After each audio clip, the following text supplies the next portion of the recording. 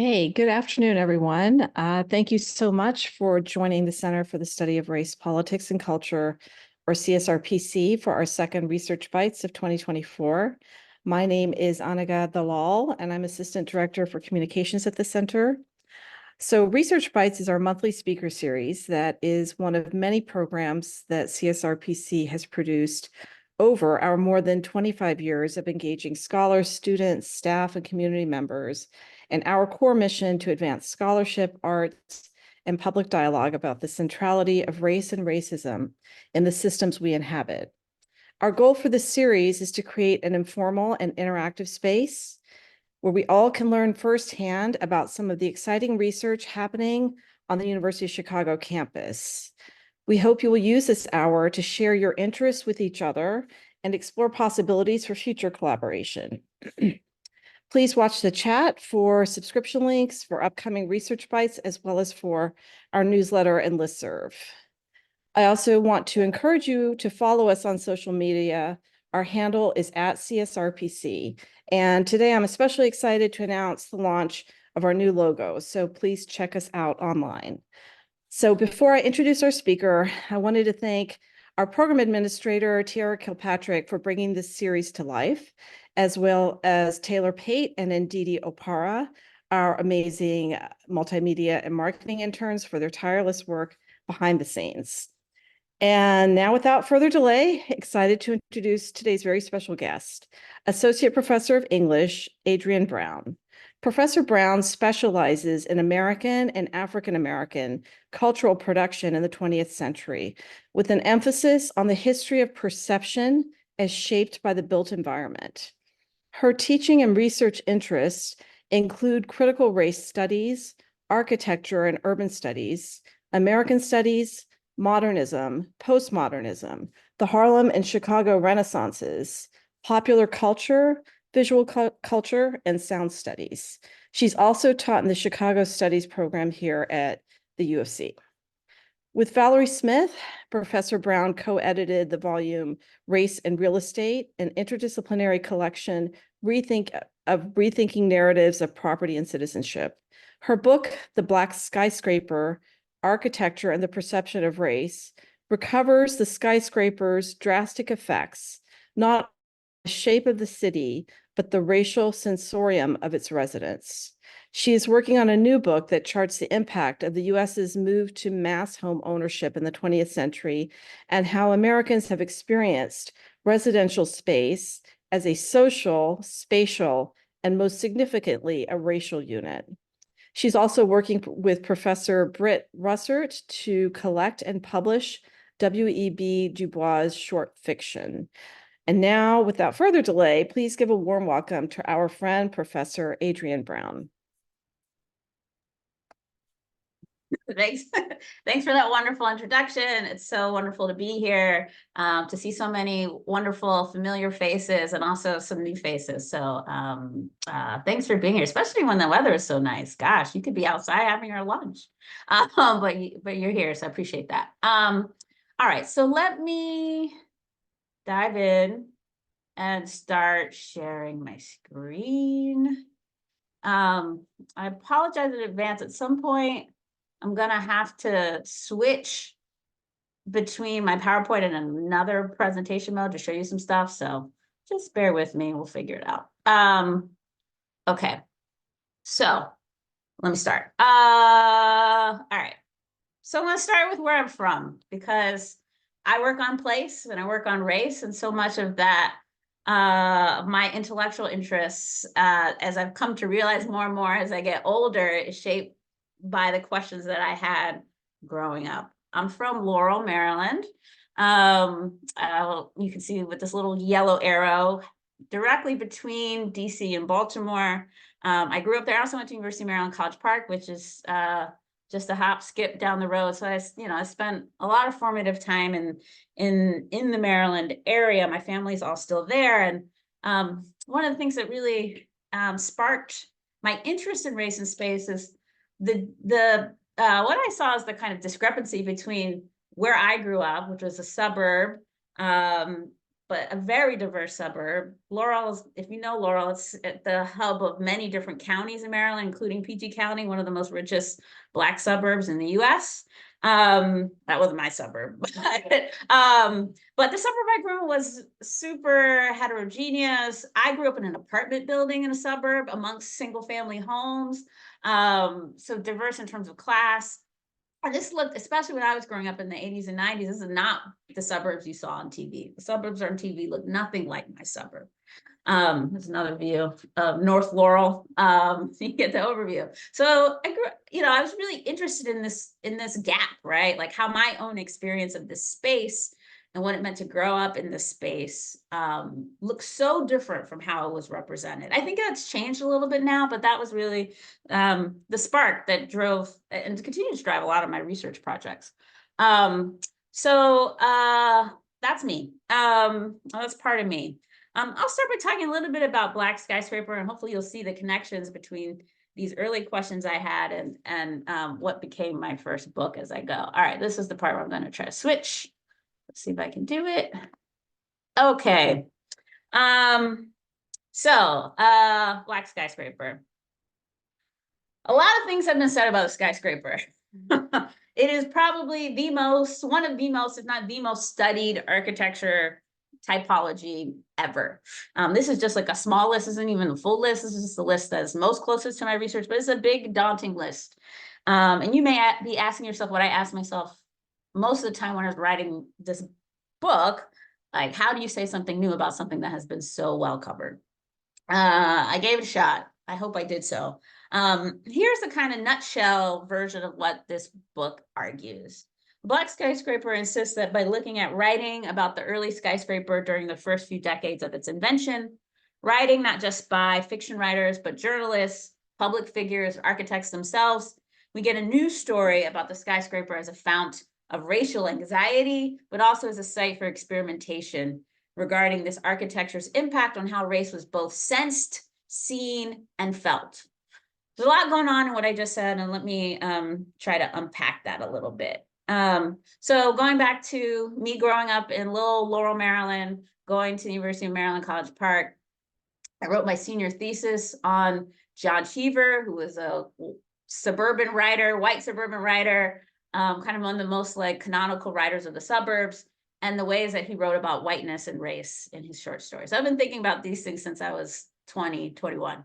I went to graduate school in English, but I went to a school that had an architecture school because I knew though my home field was English and American studies, race studies, I knew I wanted to know something about how architects were thinking about space, at least, and maybe how they were thinking, though it turned out mostly how they were not thinking about race. So blah, blah, blah, graduate school. I'm going to switch really quickly back to this PowerPoint because for this exercise, I pulled up my old qualifying exam lists, which give you a little bit of a snapshot of what I was trying to think about as a graduate student. Okay.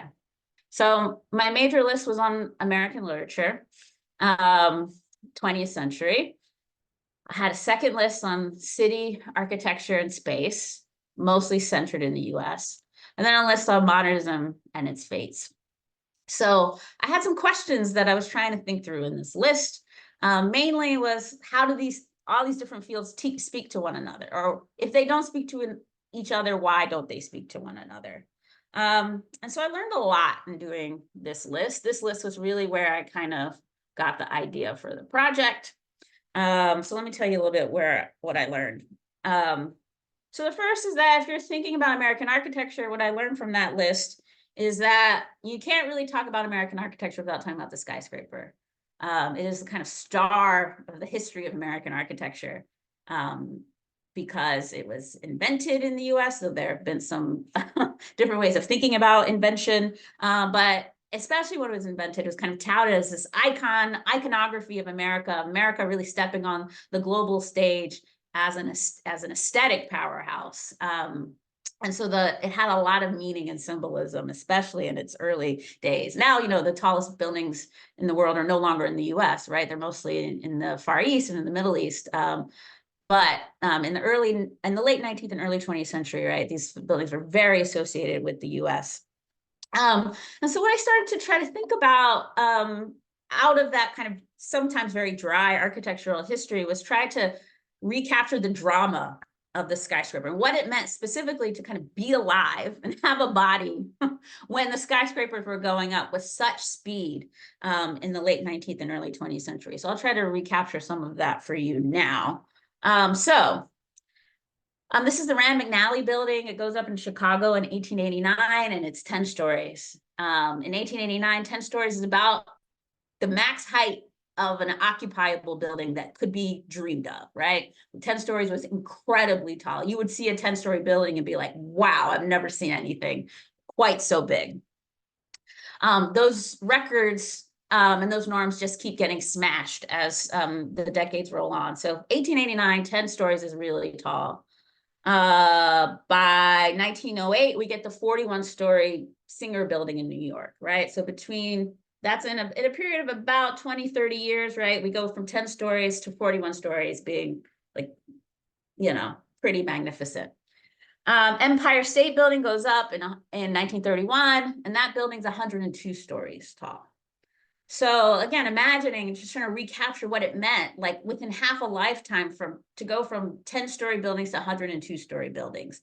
And that's a change not just in height, that's a change in the scale of the city, that's a change in the density of the city, that's a change in the vantage point of the city. Every way of orienting yourself in city centers changes because of the skyscraper. And not only are buildings getting taller, we're just getting more and more tall buildings. So by 1929, America had 377 buildings over 20 stories tall. When, in 1890, it had none. Again, a real kind of crazy change, right? And so this is where I started to kind of think about the skyscraper story, right? As all these perceptual changes are happening, there's also thinking about the kind of possibility, but also fears that come with all these changes to the ways that people see and saw and felt and lived in the cities. Okay, so this is the skyscraper story. This is the architectural story that's starting to emerge. If you go to popular culture from this period, skyscrapers also abound. King Kong, Ayn Rand's The Fountainhead, both the novel and the film, everywhere, and lots of places in visual culture, painting, photography, Lewis Hines, Edward Steichen, Cole Porter's writing these beautiful odes to skyscrapers. These are some of the architects at the Beaux-Arts Ball. So even if you didn't live in New York and Chicago, skyscraper is kind of part of mass culture. So it was in cartoons, it was in popular culture, it was kind of infiltrated everywhere. So even if it wasn't part of your direct experience, it was kind of part of your mass culture experience in the period, because people were really fascinated by these structures. Everywhere except for in the novel. This is the other thing I started to learn. When I looked at that American 20th century list, I saw something very different, that even the kind of big canonical building novels about urban life, they seem to be not very interested in the skyscraper. They have, sometimes skyscrapers appear, but they appear as little blips, like kind of nice window dressing, but they certainly don't get the kind of attention they were getting in other cultural realms or within the popular press, right? So, but if you keep going, if you keep expanding out from these kind of canonical, big modernist and realist novels to like pulp writing in the period, the skyscrapers everywhere, romance stories, sci-fi, labor magazines, the skyscraper is an icon there. So I started to try to think through and try to understand that. And that was the dissertation that I wrote, which was fine and good. It was a fine dissertation that tried to answer this question of why the novel couldn't really synthesize the skyscraper. I got this job in Chicago. I've been here since 2011. I started to revisit all this while I was thinking about what book I wanted to write. And I had a chapter on Black writers in the dissertation, thinking about people like W.B. Du Bois, Nella Larson, Rudolph Fisher, who wrote about the skyscraper. But I started to think differently when I went back to these materials and noticed that haunting the skyscraper's appearance or failure to appear in literature was a third factor. And this was concerns about racial perception, right? This idea of how was race going to appear? How are you going to literally see and make sense of race and in the face of these giant buildings, right, that are changing the ways that people are seeing and reading and experiencing race all around them. I realized that every time I was seeing the skyscraper, most times, it was connected to the act of either seeing racial others or understanding oneself as raced or not. And so that's really where the Black Skyscraper comes out of, the book that I actually wrote around this topic. So in that project, I argued that skyscrapers appear in turn of the century narratives as radical reformers of the perceptual experience of race. So these buildings are going up in the late 19th and early 20th century, where conversations about race are taking lots of turns, right? This is the end of Reconstruction, the beginning of Jim Crow. We get new laws on the books in most Southern states saying that race, the definition of race, or the definition of Blackness in particular, is about ancestry, right? If your great-great-great-great-great-grandfather is Black, you're Black. As part of the Jim Crow regime. But that rule doesn't hold up so well in cities. Cities where not only Blacks are migrating, whites are migrating, immigrants, migrants, you have so many people moving to the cities, not just lots of people, but lots of people from different racial and ethnic backgrounds, right? So much new types of differences that are kind of,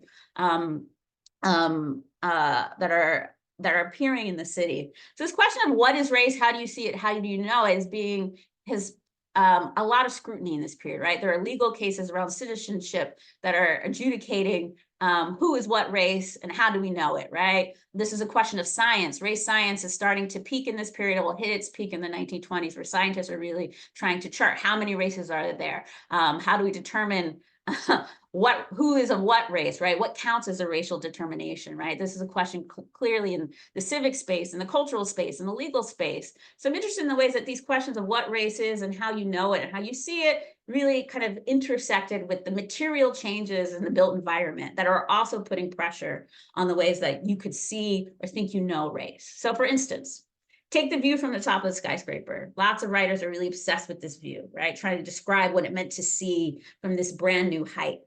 You get this kind of generic version of description that starts to emerge, where everyone is describing people as specks and ants, lots of insects, dots, right?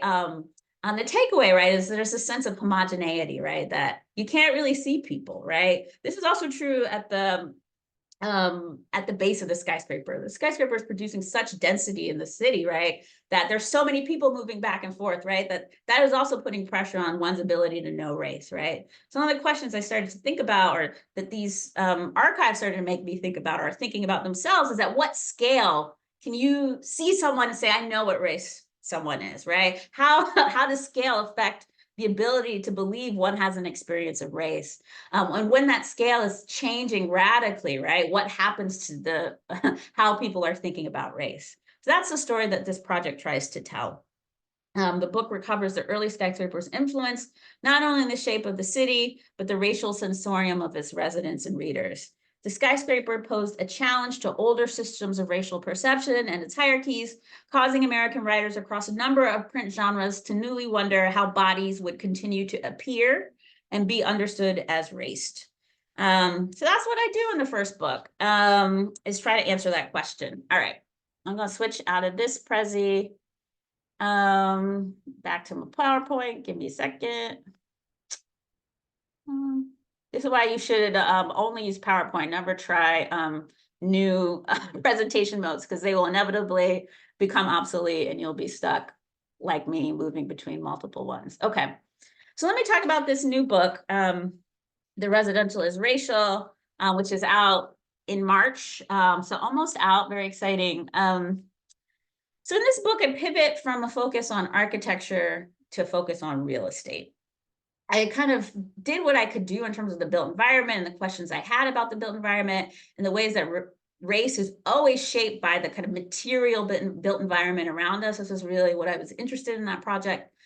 But I also realized that that's a lot of this, that's some of the story, but race is also being shaped, thought about differently, being differently valued based on the worth of the land and the worth of the buildings themselves. That real estate is also really important to understanding the spatial life of race and how it exists. So I kind of realized that, okay, I'm telling some of the story in the Black Skyscraper. I need to tell the story about property that is literally the ground upon which buildings sit, right? To be able to better think through the intersections between the ways that race makes space and ways that space makes race.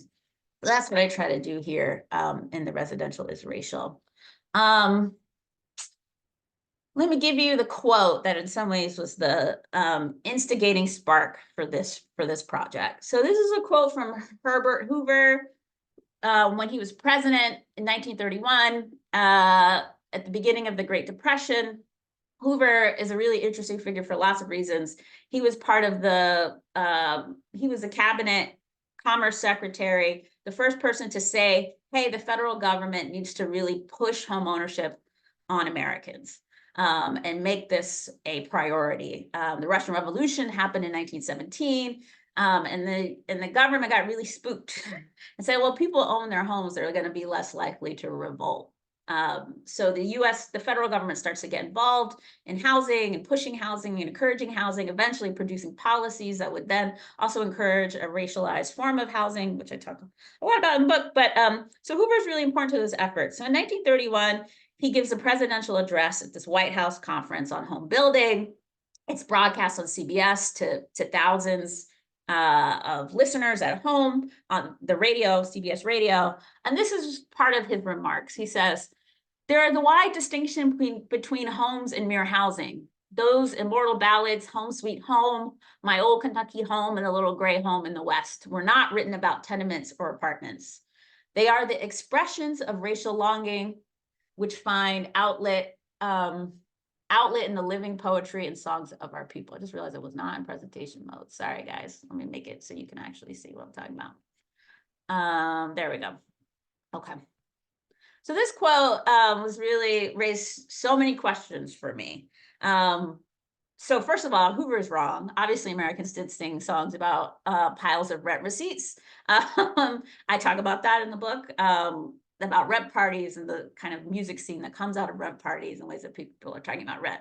But so A, he's wrong, but B, why is he wrong? And why is this the way he makes this argument? So A, where does he get this idea that homeownership is a racial expression? What does he mean by racial expression? Where does that come from? How does he get to this idea that there's something specifically raced about the desire to want to own your own home? B, why is he making this argument through songs? What do songs have to do with this, right? What kind of evidence are songs for trying to diagnose people's relationship with home ownership, right? And this logic is still alive and well today, right? Like the wealth gap that's been produced by home ownership and segregated home ownership and redlining, right, is still with us, right? And so the things that Hoover is talking about is interested in both the origins of this thought, but also the ongoing impacts of this idea that home ownership itself is a racial expression, and that culture has something to do with helping us understand that as a racial expression. So this is where this project really comes from and tries to answer some of these questions that this quote raises. So let me give you the nutshell, then I'll try to break it down. So The Residential is Racial recovers how the modern case for mass homeownership wielded the longstanding belief that caring for property was an inherent racial capacity, an idea that goes back to the Enlightenment, to John Locke, to lots of different rationales that were made for both settler colonialism and for chattel slavery, based on the idea that whiteness is defined as the desire to own. That's a racialized desire to own. Other races don't have this. This becomes part of the kind of philosophical logic for lots of versions, lots of forms of conquest and exploitation. So trying to understand how that idea carries forward to the 20th century and shapes the logic of mass home ownership, but also how mass home ownership was changing the very ways that Americans sensed and defined race and valued racial evidence. So mass home ownership reconstructed the American racial sensorium, the embodied habits and learned procedures used to detect, perceive, and orient oneself in relationship to race. That's the nutshell version. Let me try to say a little bit about what that actually means, or what I mean by it. So there's been a lot of books written about home ownership. I am not the first, nor will I be the last to think about the ways that homeownership has produced inequality, racial inequality, perpetuated racial inequality. This is a story that's mostly been told by historians and social scientists and policymakers and legal scholars. So one of my provocations, well, is again, going back to that Hoover quote and where the songs are, is like, there's something about aesthetics and perception that's also important here, right? Appraisal, when you appraise a home, it's about judgment, and judgment is such a tricky bundle of, of discourses, right? It's how a house looks, it's how it feels, it's how you feel about it, right? And so trying to understand where racial judgment fits within a rubric of property was where I kind of started to enter into this story. So the book's most central intervention is to chart how mass homeownership changed the perceptual norms and interpretive possibilities of race more broadly, remaking how racial evidence was both located, described, read, and given meaning. While housing experts and activists have attended to the foundational role race played in the creation of mass homeownership, this book most insistently tracks the inverse, the role that mass homeownership played in altering the definition, perception, and value of race. So what do I mean by that? So for instance, I was talking earlier about the one-drop rule, this idea that your great-great-great-great-grandfather, if he's Black, you're Black, right? This was a predominating logic of race, codified by Jim Crow laws, state laws in the South, starting in 1901.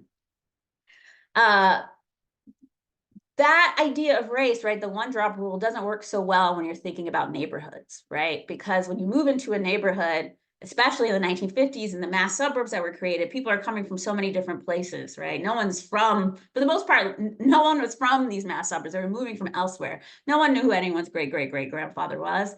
And they were also disincentivized from asking because the framework of homeownership is built around appearance.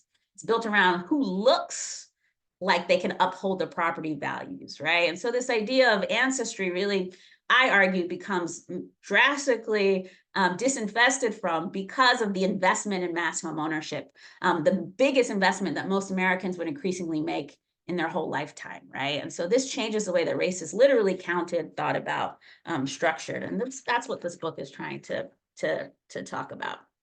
What else do I want to say about this before I move on? Yeah, I'll say this, I'll read this. As a residential emerges as a distinct spatial typology and by extension, a way of life codified through law, custom, academic research, and the economy, visions of the ideal residential subject also took shape. And like most typologies in the late 19th and early 20th century, the emergence of the residential subject was informed by scientific, philosophical, and aesthetic theories of race. But as the fever for homeownership took hold in the 1920s, aided by state encouragement and incentives, and the home increasingly became the largest investment most Americans would ever make, imperatives to make race more cleanly legible and easier to appraise grew too.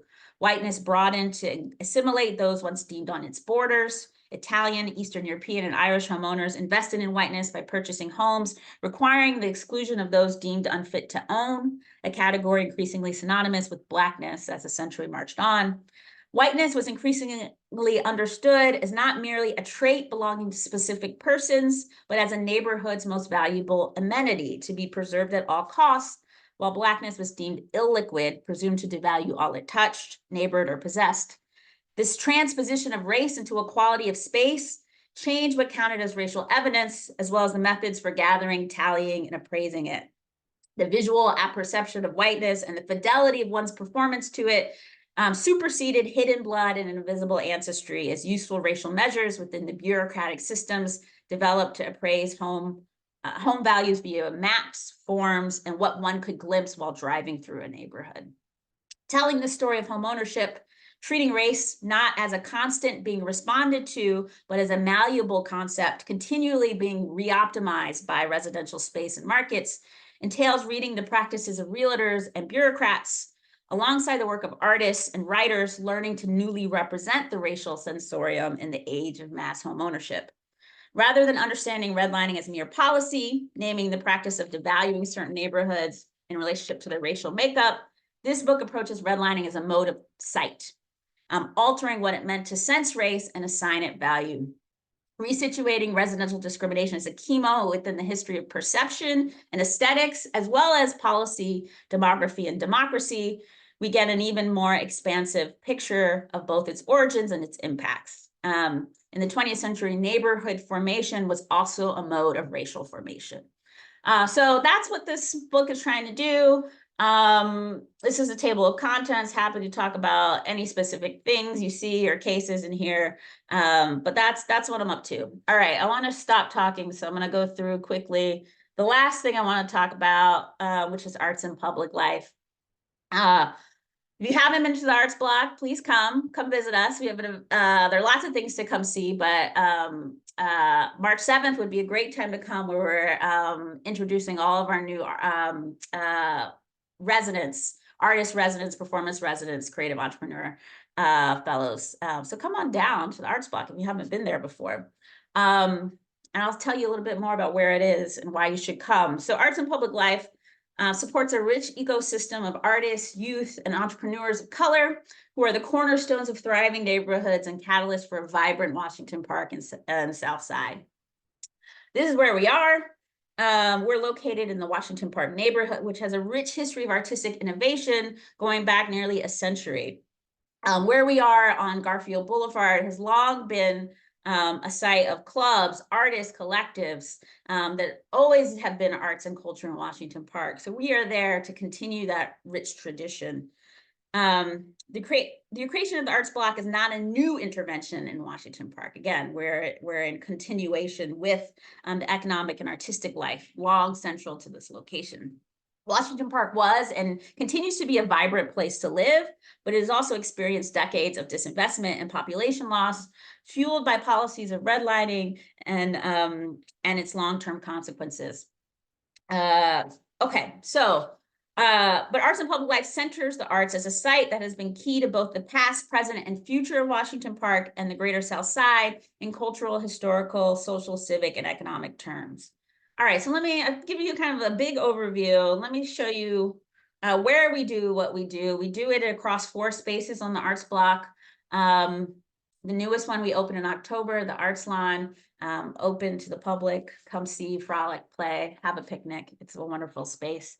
Let me say a little bit about why we do what we do. It's crucial for the University of Chicago to support arts in Washington Park and the Greater South Side for a number of reasons. First, because these are the neighborhoods the university belongs to and is part of. And for much of the university's history, ignoring its relationship to the neighborhoods to which it belongs to and boundaries has caused great damage, not only to these neighborhoods, but to the university itself, which has lost out on decades of exchange, knowledge building, and partnership. I think the university has been a real loser. It will be a real loser if it doesn't engage and work with and partner with our neighbors who are who have so much. I just said it. The university still has progress to make in trust building in the communities it joins, but I think Arts and Public Life is a step towards rethinking what partnership can look like. Second, you don't get good and innovative art at the University of Chicago by hoarding it and concentrating it and its resources in one place. One of the university's greatest strengths is its location, surrounded by some of the richest and most historically significant cultural districts in the nation, if not in the world. The University of Chicago is one node of this larger, incredible artistic infrastructure on the South Side. So how do we incubate, accelerate, retain, and preserve this immense artistic talent on the South Side so it remains accessible to and for the South Side? So these are the set of conditions which I think about why Arts and Public Life matters and what this initiative is, the kind of questions it's trying to answer and the work it's trying to do. Let me say a little bit about how we do it through our values. APL's program and projects are designed primarily by, with, and for participants and audience and artists of color. We aim to do things with intention and thought. Getting it right means taking your time to have broad and wide conversations, developing trust with our partners so we can best empower and support their vision. We are good neighbors. We aim to be good neighbors in all the ways that means. APL is an organization built around co-creation because equity is based in exchange. Our relationships with community partners are our greatest and most cherished assets. We don't program for Washington Park. We program with artists, communities, organizations that are in Washington Park. So that's really important to centering what we do and how we do it. We build access and break ground, both literally and figuratively in terms of actual spaces, but also in terms of building space together with others, for others, as a process of connection. We also steward that space, right? Like, what does it mean to break ground, but also to maintain that ground and be there in the long run, right? That aspect of stewardship and preservation is also important. We believe that arts and artists are catalysts for change.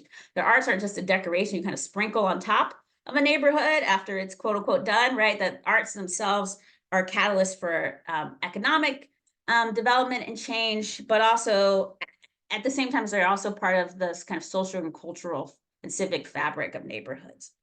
So those are some of the things that kind of anchor the work that we do. What do we do? Say the best for last. You can learn a lot more about this if you go to our website, artsandpubliclife.org. Check us out. One way I like to talk about what we do is the ways that we try to serve the entire artistic life cycle. So starting with incubating new talent primarily through our 4 education programs. We have four programs that serve youth. We pay our students stipends. We employ teaching artists to teach those young people. We have cohorts almost all the way through the year. And so from incubating, we move to accelerating artistic and entrepreneurial processes, helping artists and entrepreneurs with mentorship, space, and funding to move their practices forward. How do artists, again, launch their careers to whatever kind of scale and level they're looking to launch at. We have 4 residency and fellowship programs. An artist residency is focused on visual arts, performance residency, a creative business accelerator, and most recently, an arts criticism table involving a number of fellows.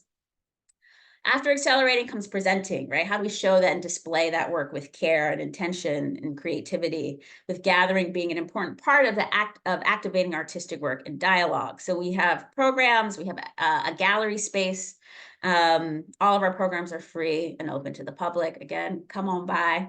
And lastly, preserving and stewarding that work that's been created, helping to remember, collect, and share back to our communities the range of artifacts and expressions made possible by and important to Chicago Southside neighborhood. So we have key holders who have keys to our space, who can meet and gather and offer their own scheduled programming in our space. The buildings themselves, I think, are evidence of this. Buildings that have been rehabbed, you can still see the bones of what they looked like decades before we even inhabited them. And we also have an archive within Arts and Public Life, the Southside Home Movie Project, which collects and preserves 16mm films shot by Southside residents. You can check out a lot of that material online. We also work with donor families, stay in touch with those families, have watch parties. So they are the first people to see these films that they haven't seen in decades, right? Because they're on 16mm film and they might not have been able to play that film. So that's another key part of the work we do. So that's Arts and Public Life. Happy to answer questions. I'm going to wrap up. One thing I didn't get a chance to talk about, I knew I wouldn't, but I'll flag it here. That I write about music, Black popular music. So this has ebbed and flowed across my career, but it's there. I would like to do more of it. Written about Janelle Monáe, about Cardi B, about Black listening in The Wire, about Missy Elliott, DMX, Bone Thugs and Harmony, voice and hip hop. So this is the thing that people know least about that I do, but it's there. So I just want to flag it. Okay, I think I'll end there so we can leave some time for questions, comments, things that you think I should be reading that I would enjoy, things you want to know more about me, etc.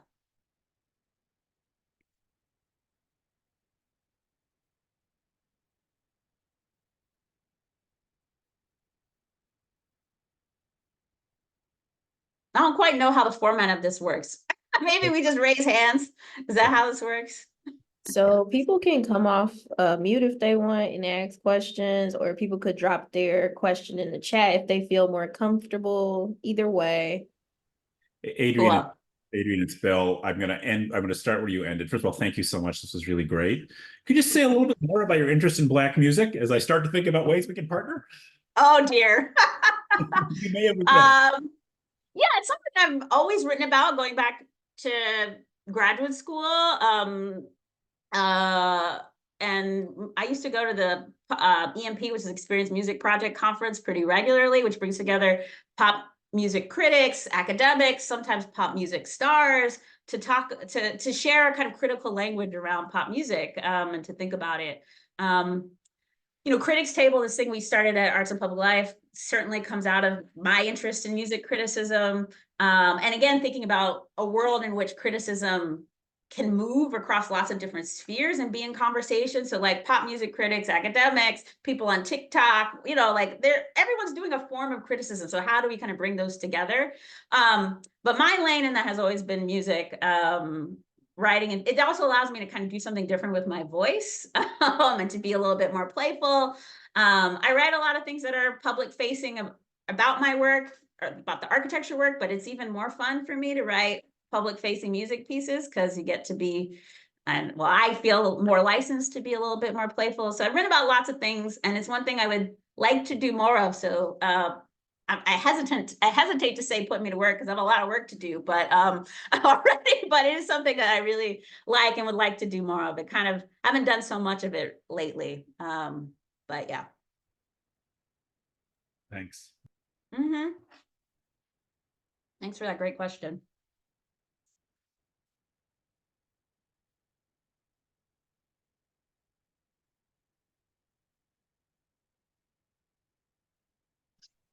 So Adrienne, I have a question.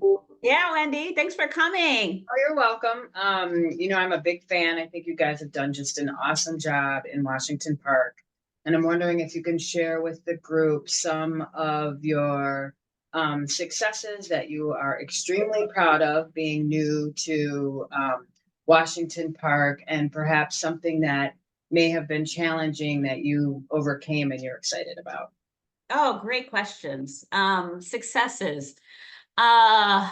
I guess the thing I'm proudest the most of, or one of the things I'm most proud of Arts and Public Life, is its ability to be around for so long. You know, I think I need to verify this with APL stat. We've done a lot of research on the buildings that we're in and the surrounding buildings. I think we are the longest term tenant to be, at least in the incubator, if not the other spaces we're in, over the course of 100 years, right? Like Washington Park has had a lot of turnover, a lot of population loss, and the idea that we have been there for over 10 years, right, is really, that to me is really, to me, perhaps the biggest sign of our success, that we didn't just kind of come in and come out, that we built relationships, and you know, we intend to be there for the foreseeable future. So that is one success to me. I would say coming out of COVID is a real success, like the ability to which we've been able to rebound, like so many arts organizations, right? We were shuttered during the pandemic, and worried about whether audiences would come back, what happened to the appetite for the arts and for live performance in particular. I mean, this year has really been a landmark year for us in terms of the number of people coming through, the energy that we feel from audiences, the amount of people who want to partner with us. So this sense that we're back, right? All of our spaces were fully operational for the first time in October. So it's really exciting vibrancy on the arts block right now. And so I'm really proud of the work that our staff did to keep Arts and Public Life, to try to help artists and assist artists and continue to be a platform for artists during this really difficult time of COVID. So that's another success. Challenges. As someone who's an academic by training, but who I used to work in a children's museum, I didn't talk about that, and almost did museum studies. So I have an affinity for arts and cultural organizations, even though for most of my life I've been in the university. I knew nothing about raising money when I entered APL. Some might say I still know nothing about raising money, but I think I've gotten a little more comfortable with trying to do it and asking how to do it. So, there's so many great organizations. There's so many in Chicago and the South Side who are deserving of so many dollars, and who don't have enough of those dollars. And so learning how to ask on behalf of APL and to find opportunities and really work hard to chase those down. That's something that has been that's been a challenge that I hope I'm getting better at, but something I took no class in and I have had to learn on the spot around how to do that. Thanks, Wendy. Great questions.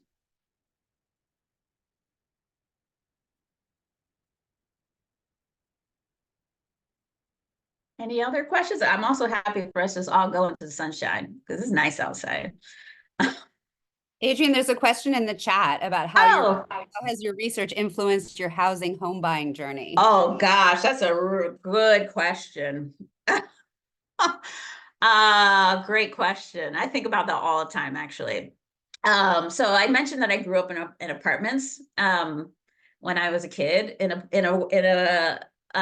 surrounded by kids who grew up in houses. So I always thought like, wow, like that's different. Like, one of the some of the work I did around, I didn't talk about this edited volume race and real estate that I worked on, but in writing the introduction, it was during the Obama era, and Obama was the first president to also have grown up in apartments, to not have grown up in farmland or owned his own home. So like, I thought a lot about the ways that has shaped his own ways of talking about, and maybe did not actually shape his policies, but his own, like the first president to not come out of a kind of home ownership tradition. But when it comes back to me, kind of, knowing too much sometimes is bad. The real estate industry, if you follow the news, right, the stories about the racial wealth gap that still exists, the way that appraisal is still racially biased, right, every level of the process, right, all these processes are still marked by discrimination and segregation. So like I bought a home right before the pandemic, kind of reluctantly, but because the system is set up for that investment, and it is the system that we have to produce, to hold on to money in some ways, right? I was very conflicted about kind of entering into that system, also kind of, trying to think about its alternatives. So I don't have a good answer to this question because I'm still processing it almost every day about how it's still influencing and shaping my home buying and housing journey. It's ongoing, but I guess one thing I'll say is that the things that I studied, like I see the remnants of them everywhere in the contemporary housing market, and the way that public housing works or doesn't work, the way that home ownership market works or doesn't work, the way that renting works or doesn't work in terms of the eviction rates, right? Like all of this in terms of the ongoing consequences of redlining, all of this is still so well and alive. And you can see how all of those more than seeds, right? The structures for that have existed for centuries, right? And dismantling those structures is so much more difficult than just passing a law or writing a story about it, because these structures are built to do this work ongoing without interruption, right? You can change hearts and minds, but the ability to like actually redistribute wealth in a different way through housing, right, is really hard to intervene and change. And so understanding how those structures were built and held together, both by policy, but also philosophy, forms of feeling, race science, like they were built together with all these different fields and voices. And so taking them apart is just really hard to do. Not to say that we should still fight and struggle to do it, but I think the history of law after law that has been passed to produce fair housing and more equal housing, the Black homeownership rate is the same as it was right now in 1960. In 1960, it's gone down over time compared to the white homeownership rate. So things are actually getting worse in terms of the racial homeowning gap. And one of the questions I'll end it with this. One of the things I try to think about in this book is why, in particular, Black thinkers across the 20th century continue to invest in homeownership, given the ways it keeps letting Black people down. I'm in that camp. I'm like, why am I investing in this, knowing that because I own this, it will now be worth less? This is what Keeanga-Yamahtta Taylor's work has shown us, right? That and yet we have this cruel optimism around homeownership that is very hard to shake, going back to 40 acres and a mule, all these different ways of thinking about property as a mode of optimism, of liberation. But at the same time, you have lots of different alternatives to that thinking that the book is also trying to think about, from the rent party to different forms of communal housing and ways to decathect from housing as a kind of site of liberation. Sorry, that was a really long answer to that question, so it brought a lot out of me. So thanks for asking it. I see we have a lot in the chat. Tracy had her hand up. Go ahead, you Tracy. Thank you, Adrienne. I really enjoyed learning about your hidden talents, especially. Um, I wanted to mention one other thing that you didn't bring up about your role as a leader on campus of faculty activism, and specifically the More Than Diversity campaign, which you were a key organizer of and participant in. And I'm wondering if you want to say anything about like the impact that that had on the campus, on you personally, on your career at UChicago, but also what is the work that's still to be done from that campaign, Yes. and are you going to get the band back together? Is the real question. Really, really good question. You know, I think about this all the time. So thanks for asking it, Tracy. Yeah, it is one of the most proud, one of the best things I've ever been a part of. Full stop. Working with faculty, staff, students, to think about how to produce change here on our own campus around the ways that the university has historically thought about race, but also power and power differentials, was a lot of our work. And there's so much work still to be done.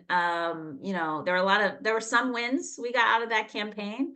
There are other things we did not win. And I worry in this moment of, you know, precarity that we will lose some things. So I think remaining vigilant, and also active, right? With the striking down of affirmative action, with the attack on DEI programs, the attack on language around race more broadly. You know, we had a really kind of conflicted relationship with diversity programming, hence More Than Diversity, but even so even diversity is under attack, right? How do we get like this idea that we wanted more than that feels, you know, in this climate sometimes further away than ever. And so reminding the university that there are other ways the university can look and function and operate, work that the CSRPC has been so integral to and remains so committed to, is, I think, a point of hope in a landscape of higher ed that can look really discouraging day to day. I don't know, did I answer all your questions? Did I answer the question? Not about getting the band back together. Oh, like getting the band back efforts. together. Here's what I'll say. Watch this space. Watch this space. We know that there is work still to do. And there are lots of people who are doing work all over campus in relation to lots of different issues, right? And so I think it's also figuring out what does it look like to kind of keep moving with More Than Diversity when there are a lot of units on campus that are activated and active right now. So I think this is what we're trying to think about, is like, what's the next iteration, right? And what's that look like? So yeah, more to come, I hope. Okay, I see there are things in the chat. APL has any interest in shifting ownership of its property into community land trust? Yes, I mean, I will say it is not APL's property, it is the University of Chicago's property. So, you know, if it was APL's property, we would be able to have a whole other range of conversation. But given that we pay rent to the university just like so many other people in Hyde Park and Washington Park, limits our ability to have a say in that. But, you know, I think this idea of, you know, community land trust, community governed structures, I mean, I think the spirit of that is alive in the way that we program and operate. Obviously, the spirit is one thing and economic and ownership structures are another thing.